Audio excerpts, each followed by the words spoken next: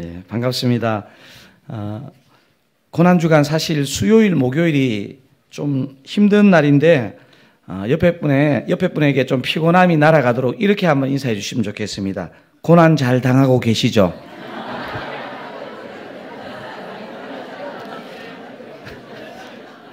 예, 회심의 미소를 지으며 이렇게 한 번 더 인사해 주시면 좋겠습니다.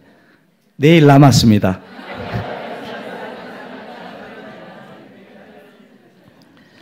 이번 고난주간 연합부흥에 사실 이제 큰 장소를 하나 빌려서 같이 모여서 예배하고 싶었는데 장소가 여의치 않아서 이렇게 목회자들이 순회하면서 돌게 되었습니다.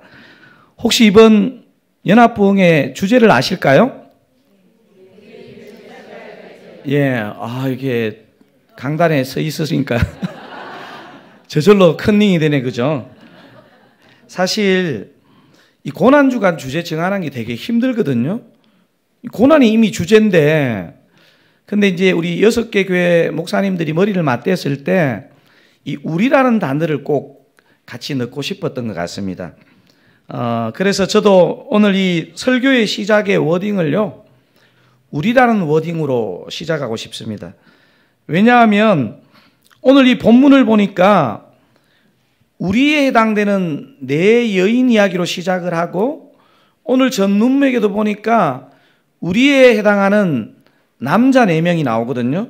제가 25절 오늘 첫 절을 다시 한번 읽어보겠습니다. 예수의 십자가 곁에는 그 어머니와 이모와 글로바의 아내 마리아와 막달라 마리아가 섰는지라. 마리아가 왜 이리 많죠? 4명 중에 3명이 마리아입니다. 얼마나 사랑했으면 그 참혹한 죽음의 현장까지 따라왔겠습니까? 하지만 앞문맥에는 오늘 지금 등장하는 4명의 여인과 완전히 대조되는 4명의 사람이 나오는데요. 우리 그 앞절 2절인데요. 제가 먼저 23절 한번 읽어보겠습니다. 군인들이 예수를 십자가에 못 박고 그의 옷을 취하여 4깃에 나눠 각각 1기씩 얻고 속옷도 취하니 이 속옷은 호지 아니하고 위에서부터 통으로 짠 것이라. 여러분 24절 읽겠습니다. 서로 말하되 이것을 누가 얻나 제비 뽑자 하니 이는 성경에 그들이 내 옷을 나누고 내 옷을 제비 뽑나이다 한 것을 응하게 하려 함이로라. 군인들은 이런 일을 하고. 지금 이 문장 마지막에 어떤 문장으로 끝났습니까? 군인들은 이런 일을 하고. 몇 명의 군인인가요? 몇 명요? 지금 보니까 확신이 없는 것 같아요. 4명 같기는 한데 3명이면 어떡하지? 4명인 것을 어떻게 알 수 있습니까? 23절에 보면 23절 한번 띄워주실래요? 4깃에 나눠 각각 1기씩 얻고 한 것을 보면 4군인입니다. 이 사도 요한이요, 여러분 성경의 기술은 그냥 우리가 읽을 때는 우연히 지나가지만 의도성을 가지고 클로즈업해서 기록하거든요. 4 여인과 4 군인을 대비시키고 있습니다. 예수님의 죽음을 그토록 애도하는 4 여인을 지금 말하고 있고요. 방금 전에 예수님의 수위를 4깃으로 나누는 4 군인을 지금 대비시키고 있습니다. 같은 4명의 숫자지만 한 무리는 예수님을 조롱하고 있고 한 무리는 마음 깊이 애도하고 있습니다. 여러분, 이런 의미에서요, 우리가 중요합니다. 공동체가 중요합니다. 제가 목회를 하면서도 한 번씩 나는 혹시 이렇지 않나 생각해 보는 구절 중에 하나가 뭐냐면요, 출애굽기 23장 2절입니다. 여러분 이거 한번 같이 한번 읽어보실까요? 2절 시작.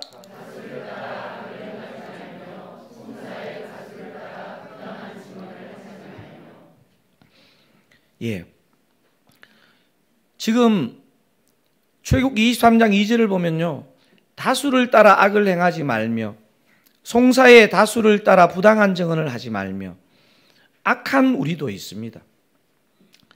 우리가 선을 행할 수도 있고 악을 행할 수도 있습니다. 바라기는 사랑하는 우리 세우신교회 성도님 여러분, 여러분이 속한 공동체, 다락방, 여러분이 속한 모임은 우리 주님이 기뻐하시는 우리가 되시기를 주님의 이름으로 축원드립니다. 자, 오늘 본문을 좀 더 들여다보기를 원하는데요. 25절을 제가 한 번 더 읽겠습니다. 예수의 십자가 곁에는 그 어머니와 이모와 글로바의 아내 마리아와 막달라 마리아가 섰는지라. 지금 4명 중에 3명이 마리아죠. 그런데 저는 이 구절을 읽으면서 사실 늘 읽었던 구절인데 좀 이해가 안 되는 부분이 있었습니다. 분명히 예수님의 어머니가 그 십자가 곁에 서 있는데요. 그 끝에 동사가 뭐라고 되어 있느냐 하면 섰는지라 이렇게 되어 있습니다. 여러분 이 표현이 이해되십니까?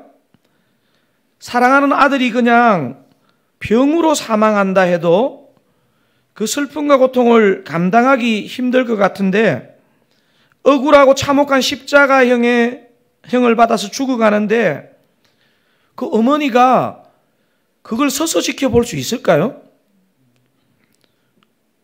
여러분 어떻습니까? 저는 이 본문을 수없이 읽었을 터인데 이번 고난주간에 이것을 묵상하면서 참 이해하기가 어려웠습니다. 어머니 마리아의 머릿속에 사랑하는 아들 장남 예수와의 수많은 추억이 스쳐갔을 것 같습니다. 베들레헴에 여관이 없어서 아기 예수를 구유에 누워야 했던 그 절박하고 안타까웠던 시간, 헤롯 왕이 어린아이들을 죽인다고 할 때 불가피하게 예수를 데리고 애굽으로 만명해서 이민 생활을 했던 그 시간들, 한 번도 불순종함 없이 착하게 살아온 예수가 지금 당신 눈앞에서 죽어가고 있는 것입니다. 제가 아무리 생각해 봐도 그냥 자연인 어머니로는요, 도저히 그 옆에 서서 있을 수가 없습니다. 저는 여기에 섰는지라 이게 기적 같아요, 기적. 왜 이런 힘을, 강인함을 가질 수 있었을까 생각해 보니까요, 제 마음에 이렇게 딱 스쳐가는 게 하나 있었는데, 예수가 갓난쟁이일 때 들은 그 마리아가 들었던 예언 하나가 그의 가슴에 늘 남아 있었던 것 같아요. 아기 예수의 정결 예식을 하러 예루살렘 성전에 갔을 때 만난 시므온이라는 노인이 예수의 어머니에게 했던 그 말이 이 여인에게는 떠나지 않고 살아 있었던 것 같아요. 여러분 누가복음 2장 34절 35절에 보면 그 시므온의 예언이 나오는데요. 제가 34절 한번 읽어보겠습니다. 시므온이 그들에게 축복하고 그의 어머니 마리아에게 말하여 이르되 보라, 이는 이스라엘 중 많은 사람을 패하거나 흥하게 하며 비방을 받는 표적이 되기 위하여 세움을 받았고, 여러분 35절 읽어보겠습니다. 또 칼이 내 마음을 찌르듯 하리니 이는 여러 사람의 마음의 생각을 드러내려 함이니라 하더라. 여러분 35절을 시작하면서 뭐라고 기록되어 있습니까? 칼이 내 마음을 찌르듯 하리니. 그 아들에 관한 예언을 들으면서 마리아가 특별히 35절 칼이 내 마음을 찌르듯 하리니 이게 도대체 뭘까? 이런 생각을 평소에 했던 것 같습니다. 그리고 지금 사랑하는 아들이 십자가에서 죽는 저 광경을 시므온 노인이 얘기한 것이구나 하는 것을 분명히 알았을 것입니다. 사랑하는 아들이 십자가에서 조롱과 고통당하는 걸 여러분 어느 어머니가 보고 감당할 수 있겠습니까? 하지만 오늘 본문은 예수의 십자가 곁에는 그 어머니와 다른 세 여인이 섰는지라 이렇게 기록하고 있다는 사실입니다. 예수님의 어머니가 그 참혹한 십자가에 서 있다는 걸 저는 이렇게 묵상하고 이해합니다. 육신의 어머니로는 도저히 감당할 수 없는 일이지만 하나님의 말씀을 마음에 담고 있는 자는 강하다. 하나님의 말씀이 역사하는 인생은 죽을 것 같은 상황에서도 견딜 수 있는 힘이 있다는 것을 이 마리아가 섰는 것을 통해서 우리가 이해할 수 있습니다. 예수님의 십자가 곁에는 네 여인만 있는 게 아니죠. 여러분 혹시 누가 있습니까? 26절 한번 확인해 보실까요? 예수께서 자기의 어머니와 사랑하시는 제자가 곁에 서 있는 것을 보시고, 누가 곁에 서 있습니까? 사랑하시는 제자. 여러분 이 사랑하시는 제자가 누굴까요? 여러분 어떻게 아세요? 여러분 표정 그냥 요한이에요. 그냥 여러분 예수님의 모든 제자가 예수님 십자가 지시기도 전에 다 도망간 거 아니에요? 그런데 어떻게 여기 지금 사랑하시는 제자가 서 있죠? 여러분 표정 글쎄 말이에요. 제 말이요. 예수님이요. 제자들에게 다 도망간다는 이거 예언을 했습니다. 그리고 제가 이번 고난주간을 보내면서 제일 가슴에 다가오는 게요. 하나님의 말씀을 응하게 하기 위해서 예수님이 말씀하시거나 순종하신 것이 그렇게 많이 눈에 띄더라고요. 여러분 마태복음 26장 31절을 보면요. 예수님이 제자들의 배신을 다 알고 예언했습니다. 한번 읽어볼까요? 그때에 예수께서 제자들에게 이르시되 오늘 밤에 너희가 다 나를 버리리라. 기록된 바 내가 목자를 치리니 양의 떼가 흩어지리라 하였느니라. 여러분 저기 기록된 바 하고 내용이 나오죠. 저게 구약의 어느 내용일까요? 스가랴 13장에 나오는 예언입니다. 그러니까 스가랴의 예언대로 예수님 당신의 예언대로 제자들은 다 예수님을 버리고 도망갔습니다. 요한도 그때 분명히 도망갔을 것입니다. 다른 제자들은 모두 도망가고 없는데 요한 혼자 돌아온 것입니다. 여러분 이 상황을 좀 생각해 보신 적이 있으신가요? 예수님의 특별한 사랑을 받은 요한이었지만요. 구주의 죽음 앞에서는 두려워 배신했습니다. 엄밀한 의미에서 놓고 보면요. 이 사랑하시는 제자 요한이 배신했다는 사실은요. 우리 모든 인생의 약함을 그대로 보여주는 구절입니다. 우리가 아무리 은혜 받았다고 해도요. 아무리 사랑받았다 해도 결정적인 순간에 배신하고 넘어질 수 있는 게 저와 여러분입니다. 하지만 오늘 이 요한복음에서 요한의 돌아옴을 보면서 우리가 깨달을 수 있는 것은요. 회개는 빠르면 빠를수록 좋다는 사실입니다. 제자들은 예수님께서 떡 5덩이와 물고기 2마리로 5,000명을 먹이시는 기적을 베푸실 때는요. 예수님의 제자들이 막 스승이 너무 자랑스러웠을 거예요. 막 묻지도 않은데 가가지고 나 제자거든? 막 그랬을 것 같아요. 많은 병자들을 고쳐주실 때도 그들은 예수님을 떠나고 싶지 않았을 것입니다. 왜냐하면요. 너무 있어 보이거든요. 하지만 예수님이 사람들의 비난을 받고 사람들에게 조롱을 받을 때 그들은 모두 떠나버리고 말았습니다. 여러분 이게 정직하게 우리 인생의 적나라한 모습입니다. 저는 신앙생활을 하면서 내 자신을 포함한 상대방의 이 연약함을 미리 간파하는 것이 복되다는 생각이 듭니다. 아무리 큰 사랑, 아무리 큰 은혜를 받아도요. 넘어질 수 있고 실패할 수 있는 게 인생입니다. 하지만 오늘 본문에서 우리가 하나 염두에 두어야 할 것은요. 요한은 어느 제자들보다 빨리 회개하고 돌아왔다는 사실입니다. 제일 먼저 회개하고 돌아왔다는 사실입니다. 여러분, 그래서 사람을 분류할 때 넘어지는 사람, 안 넘어지는 사람으로 구분하는 것은 의미가 없습니다. 모두 넘어지는데 빨리 돌아오느냐, 그렇지 않느냐로 구분될 뿐입니다. 사랑하는 세우신교회 성도님 여러분, 우리가 안 그러기를 바라지만 혹 넘어지더라도 빨리 돌이키시는 여러분 되시면 좋겠습니다.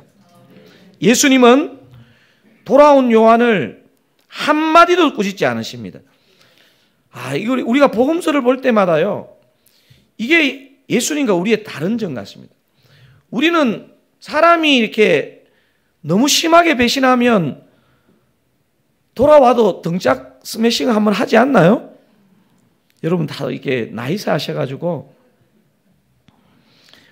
오늘 19장 26절 27절을 읽어보면요, 마치 아무 일이 없었던 듯이 어떤 사명 하나를 줍니다.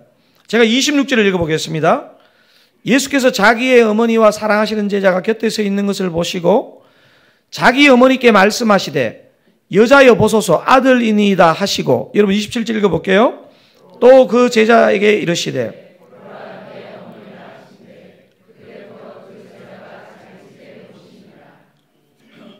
어머니 마리아에게는 제자 요한을 가리키며 뭐라 그럽니까? 여자여 보소서 아들이니이다. 제자 요한에게는 뭐라고 하시죠? 보라 내 어머니라. 앞도 뒤도 없이 지금 이렇게 얘기하고 있습니다. 여러분, 사실 이 말씀을 듣기 전에 요한의 심정이 어땠을까 한번 상상해 보십시오. 가시방스가 아니었을까요? 나 여기 서 있지만 주님이 그냥 나를 안 보셨으면 좋을 것 같아요. 후회와 죄책감이 물밀듯 밀려왔을 거예요.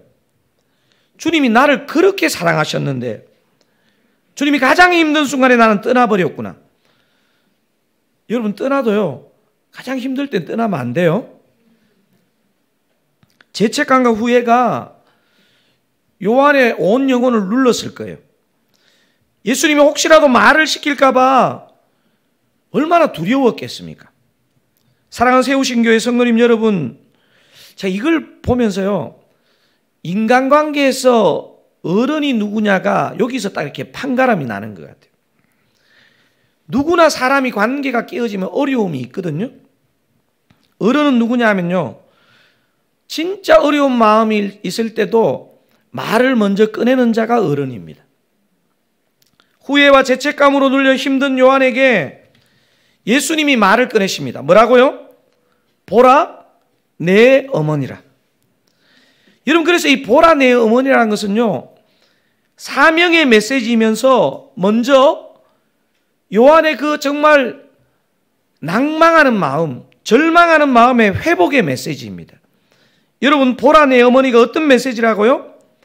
사명의 메시지이면서 먼저 회복의 메시지입니다. 아멘이시죠? 우리 주님의 역사는 항상 이렇습니다. 사명도 중요하지만 회복을 먼저 허락하십니다. 실패하고 상처에 빠져있는 요한을 회복시키시는 주님의 음성이 바로 보라 내 어머니입니다. 그리고 사명을 주시는 음성입니다. 이제 이 사명의 의미를 좀 더 묵상해 볼 차례가 되었는데요, 오늘 제 설교의 제목이 뭐죠? 가상사문. 가상사문이 뭐죠? 가상사문, 중국집 이름 같죠? 가상칠언은 뭐죠? 가가 뭐죠? 가가? 가상이 뭐죠? 십자가 위에서. 십자가 위에서 7마디 말씀이 가상칠언이고, 그 중에서 오늘 이 본문은요, 3번째 말씀, 가상사문입니다. 여러분, 다른 거 다 그냥 이렇게 해체하면요, 딱 주님의 말씀은 가상사문은 이겁니다. 여자여 보소서 아들이니이다. 보라 내 어머니라. 요게 가상사문입니다. 제가 좀 전에 이 가상사문은 사도 요한을 위한 회복의 메시지요, 사명의 메시지란 말씀을 드렸죠. 그렇다면 도대체 이 사명에 어떤 사명이냐는 것입니다. 저는 크게 두 가지로 해석이 가능하다고 생각되어지는데요. 가상사문에 담긴 두 가지 사명 중에 첫 번째 사명은 이렇습니다. 육신의 부모를 잘 섬겨라. 육신의 가족을 잘 섬기라. 여러분, 예수님의 아버지 요셉이 지금 요 십자가 예수님이 지실 때 살아 계셨을까요? 여러분 어떻게 생각하세요? 누가복음 2장을 참고해 보시면요. 예수님이 12살 때 가족들과 함께 예루살렘에 갔을 때만 해도 아버지가 살아 계셨지만 그 이후에 복음서에 예수님 아버지가 등장하지 않습니다.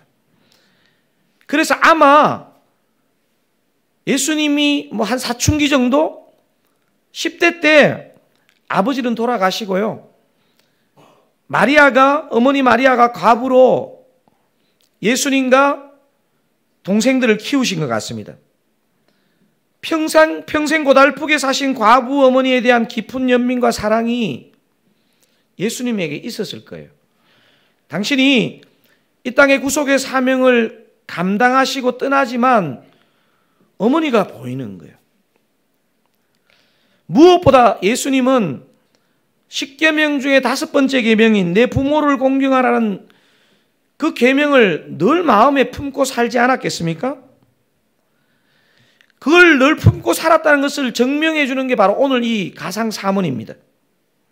사랑하는 세우신교회 성도님 여러분, 저와 여러분에게 직업은 달라도 분명히 우리를 부르신 사명이 있을 것인데요.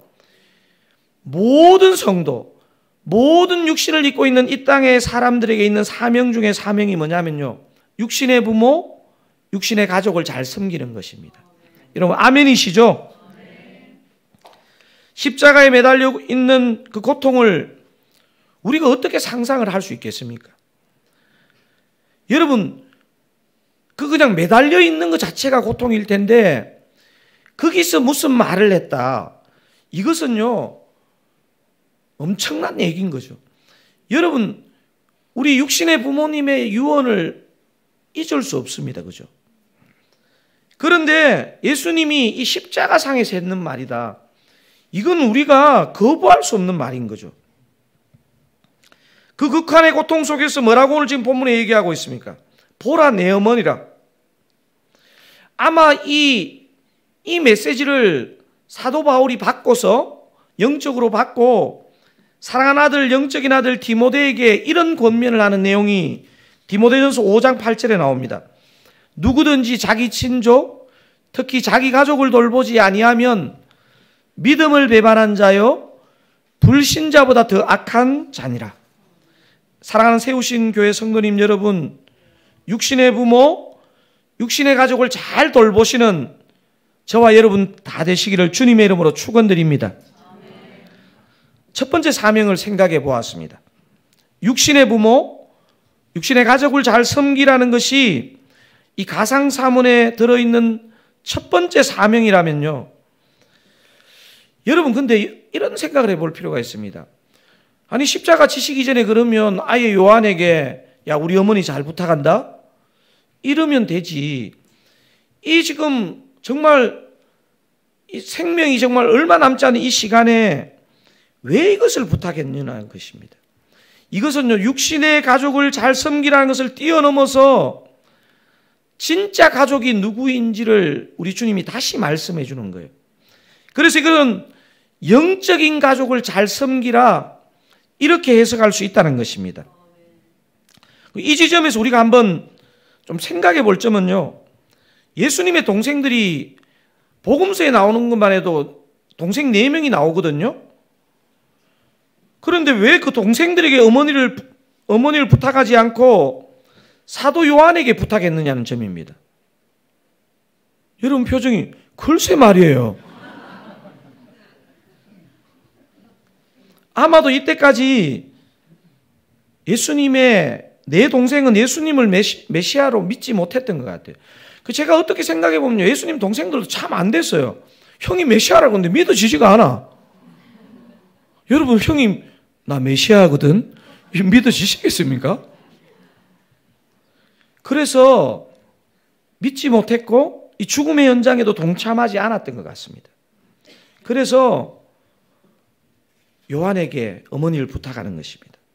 근데 예수님께서 공생애 중에 진짜 가족이 누군가에 대해서 마태복음 12장에서 이미 얘기해 주신 적이 있습니다. 이거 같이 한번 교독해 보실게요. 46절에서 50절까지인데요. 마태복음 12장. 제가 46절 읽어보겠습니다. 예수께서 무리에게 말씀하실 때에 그의 어머니와 동생들이 예수께 말하려고 밖에 섰더니 한 사람이 예수께 여짜오되 보소서 당신의 어머니와 동생들이 당신께 말하려고 밖에 서 있나이다 하니 말하던 사람에게 대답하여 이르시되 누가 내 어머니이며 내 동생들이냐 하시고 손을 내밀어 제자들을 가리켜 이르시되 나의 어머니와 나의 동생들을 보라. 같이 읽겠습니다. 누구든지 하늘에 계신 내 아버지의 뜻대로 하는 자가 내 형제요 자매요 어머니이니라 하시더라. 누가 예수님의 형제고 자매고 어머니라고요? 하늘에 계신 내 아버지의 뜻대로 하는 자. 여러분, 이런 의미에서 오늘 여러분 옆에 앉아 계신 분들은 보통 분이 아닙니다. 가족입니다. 가족. 옆에 누가 앉으셨나요 지금? 진짜 가족이 앉으셨나요? 아니면 모르는 분이 앉으셨나요? 옆에 누가 앉아 계시든지 옆에 분을 한번 보시면서요, 이렇게 인사 나누시면 좋겠습니다. 우리가 가족이라네요?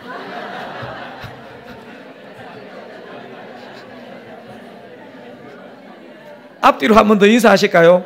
한 가족이어서 너무 좋습니다.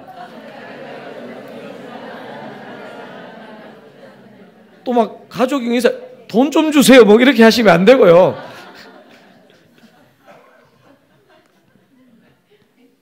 여러분들 되게 좋아하시네요. 제가 가족을 발견하게 해드리니까 이렇게. 근데 생각할수록 오늘 본문은 충격입니다. 아무리 예수님의 어머니지만 자신이 낳고 기른 아들이 자기 눈앞에서 죽는 것을 지켜보고 있습니다. 사도 요한은 그토록 사랑과 신뢰를 받았는데 잘 따라다니다가 하여튼 마지막에 정신이 헷가닥해서 주님을 배신하고 말았습니다. 겨우 정신을 차리고 주님 앞으로 돌아왔습니다.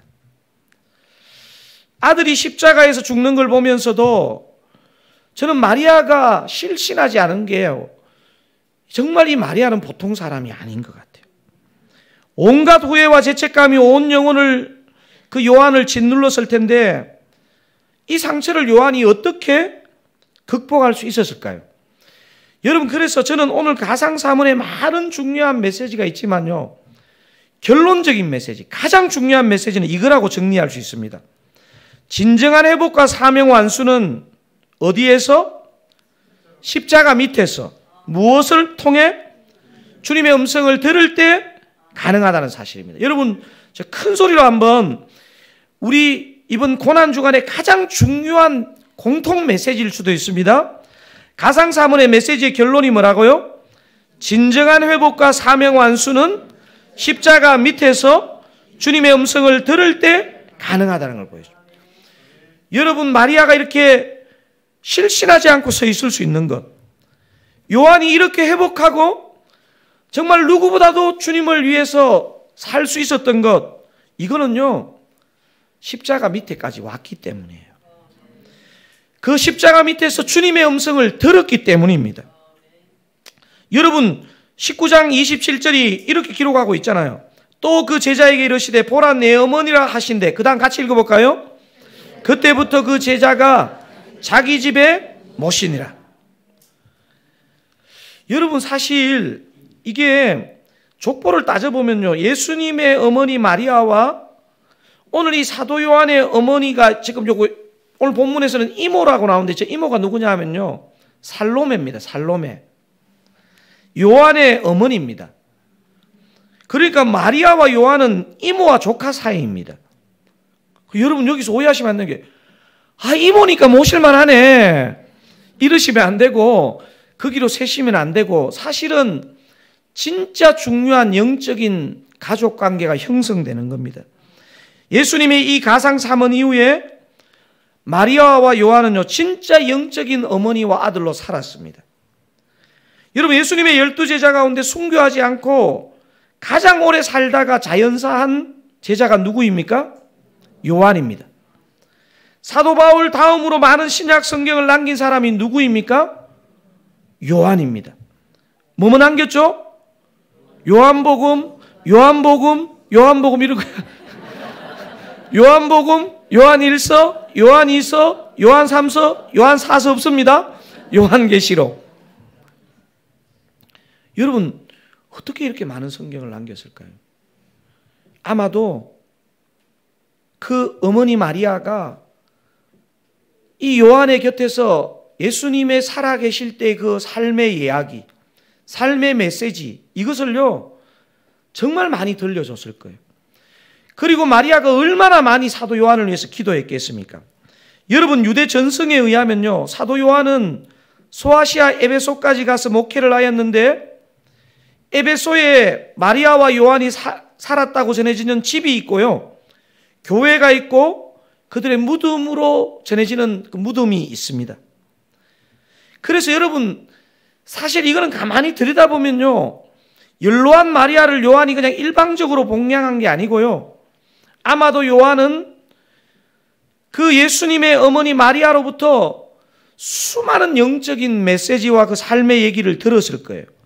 얼마나 복됩니까? 그러니까 그냥 연로한 노인 마리아를 일방적으로 요한이 모신 게 아니고요, 요한이 마리아로부터 어마어마한 영적인 혜택을 그 어머니로부터 받아 누린 것입니다. 오늘 스토리를 볼 때 진정한 회복과 사명 완수는 십자가 밑에서만 가능한 줄로 여러분 믿으시기 바랍니다. 그리고 그 십자가 밑에서 주님의 음성을 들을 때 저와 여러분의 삶에도 진정한 회복과 사명 완수가 가능한 줄로 믿으시기 바랍니다. 사랑하는 세우신교회 성도님 여러분, 오늘 가상사문의 스토리를 여러분 삶에 어떻게 적용하시겠습니까? 저는 두 가지로 적용하고 싶습니다. 비록 고난주간이지만 오늘부터 믿지 않는 가족, 친척들을 내게 맡겨주신 사명으로 알고 잘 섬기겠습니다. 이렇게 적용하기를 바랍니다. 안 믿는 가족이 있다면, 안 믿는 배우자, 안 믿는 자녀가 있다면 여러분 주님 앞에 많이 우시기 바랍니다. 어떤 목사님 간증을 들어보니까 10남매인데 어렸을 때 4명인가 5명이 죽었대요. 그리고 5명인지 6명 살아남았는데 한 분이 막내가 목사가 됐는데 예수를 믿고 큰형님 집에 얹혀 있는데 큰형님이 그렇게 불쌍하더래요. 자기가 방에서 형님을 위해서 정말 많이 울고 기도했대요. 어느 날 형님이 문을 팍 열더니 그만 울어라, 나 이제 교회 나갈게. 여러분, 전도가 이렇게 쉽네요. 저와 여러분도 골방에서 믿지 않는 가족을 위해 많이 우시기 바랍니다. 역사는 거기서 일어난 줄 믿으시기 바랍니다. 두 번째 적용, 진짜 영적인 가족인 교회 식구들, 특별히 다락방 식구들, 오늘 옆에 앉으신 분들을 잘 섬기기 바랍니다. 여러분, 이 시대는 불안의 시대고 고독의 시대라고 합니다. 그래서 그런지 정말 여행을 많이 다니시는 것 같아요. 제가 보니까 우리가 행복하기 위해서 지금 절박한 게 여행이 아니거든요. 제가 보니까 미국이든, 제가 미국에 6년 반 있다 나왔는데 미국이든 한국이든 코로나 이후에 신종병이 하나 생겼어요. 코로나보다 더 무서운 것 같아요. 여러분 아세요? 역마살이라고? 제가 보니까 코로나보다 역마살이 더 무서워요. 피곤한데도 계속 돌아다녀요. 지혜로우신 세우신교회 성도님 여러분, 답답함은요 여행으로 푸는 게 아니고 교회 식구들 다락방에서 푸는 거예요. 오래 여행하고 집에 돌아오면 여러분 모두가 깨닫게 되는 진리의 말씀 있잖아요. 집이 제일 낫네. 여러분 집이 제일 낫고 여러분의 영적인 집인 세우신 교회, 그리고 세우신 교회 이 다락방이 제일 나은 줄 믿으시기 바랍니다. 자, 옆에 분 향해서 축사를 한번 해보실까요? 역마살은 떠나갈지어다. 진짜 또 따라하시면 안 되고요. 여러분은 너무 순진한 게 문제예요. 여러분 그대로 또 따라 역마살 물러가 관계 깨져요.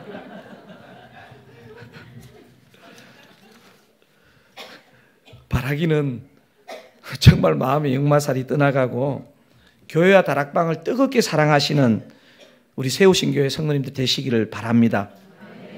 말씀을 정리합니다. 참된 회복과 사명 완수는 십자가 밑에서 가능한 줄로 믿습니다. 이번 고난주간 이제 내일 하루 남았는데요, 십자가 밑에서 생생한 주님의 음성 들으시는 세우신 교회 모든 가족들 다 되시기를 우리 주님의 이름으로 축원드립니다.